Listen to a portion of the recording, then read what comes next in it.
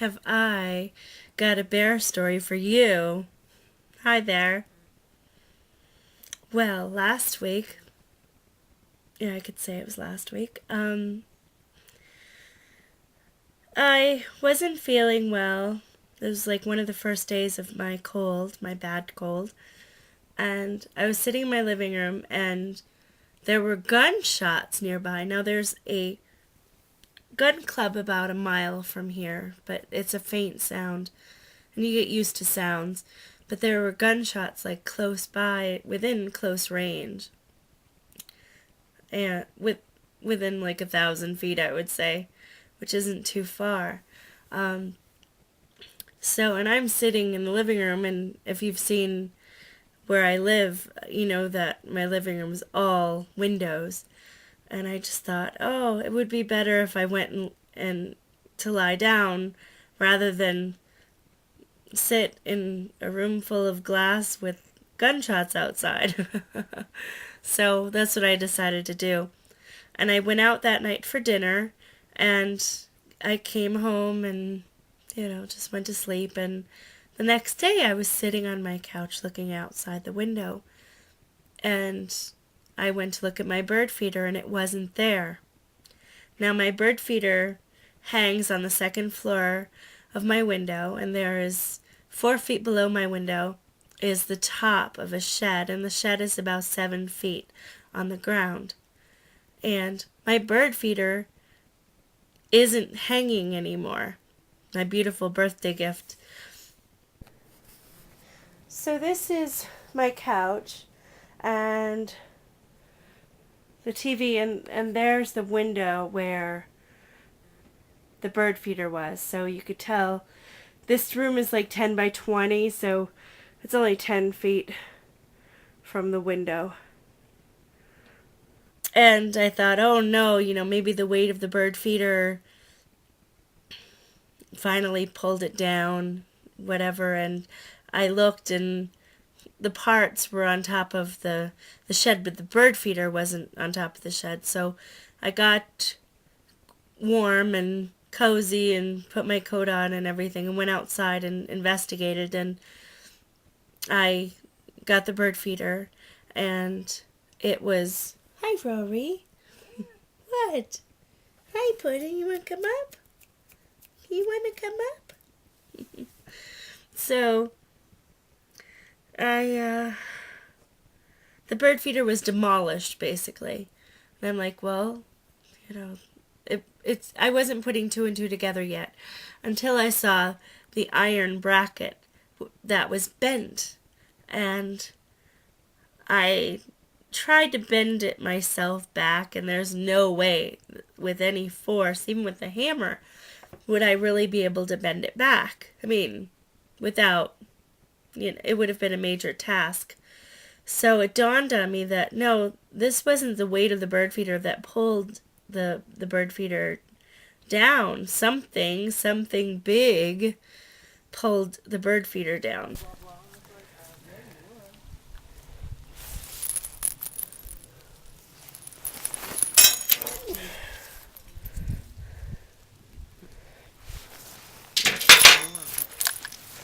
Yeah. It looked pretty on the trees.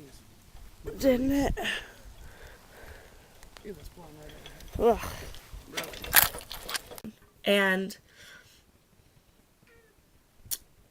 I went outside and I checked the shed, and the shed had claw marks on it. Bear claw marks.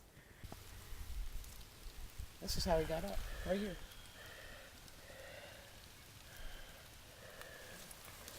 See his mud spot? And claw marks? Yep.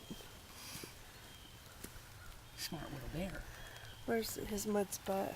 It's hard to see. Yeah. Because it was so dry that. Okay. Here's the window. Here's my car. And here's the top of the shed. Here's the windowsill. So, and this is where the bird feeder was. So you can see. And no, there aren't any tracks on top of the shed. There's the view of the woods. The first snow happened yesterday. It sleeted all day actually. This is the corner where the bear climbed up. So basically what happened, shortly or sometime within hours of the gunshots, probably shortly after I left to take a little nap, the bear decided that he had the scent of the bird feeder, or he saw the bird feeder, and climbed the shed, and within inches of my living room windows, he stood on his hind legs with his arms above him and pulled the iron pole that was attached to the bracket. He pulled it down, and thus bending the bracket and releasing the bird feeder, and he had a wonderful meal.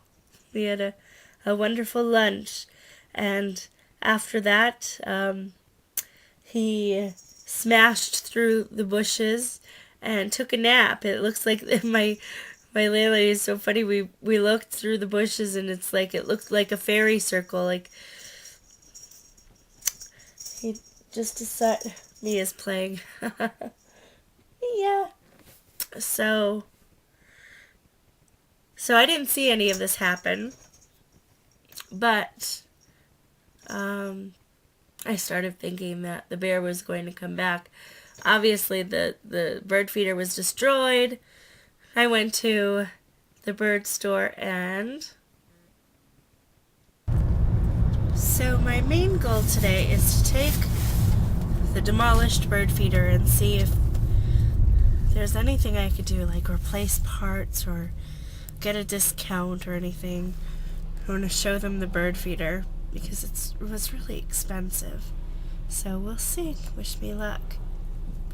Look, I actually put a face on. Yay! Isn't that funny? Bye. So the great news about the bird store is I took the bird feeder to Birds Unlimited, and it's called Wild Birds Unlimited, and they replaced all the parts for the bird feeder for free. Basically, there's a lifetime guarantee on the feeder, and I was just in shock because this was like $100 bird feeder. It was a birthday present, and I never thought that it was just so expensive I couldn't replace it right away and everything. So my bird feeder is back. Now, I didn't put it where I had it before. I put it on one of the windows where there's nothing below. It's almost impossible for any animal to get to it unless they climbed on top of the roof, that sort of thing. So I think I'm good to go. So I'm very happy about it. And I had a couple of difficult nights where I couldn't sleep because all I thought was the bear was going to return, and because it knew how to get up and could, smash into one of my windows or see the cats at night or something. I use this room all the time, so I had a couple of days of paranoia, but I am good, and I'm having a great day. I had this whole 5-day spell of being really, really sick, but I'm slowly getting better. So anyway, I just wanted to share the bear feeder story.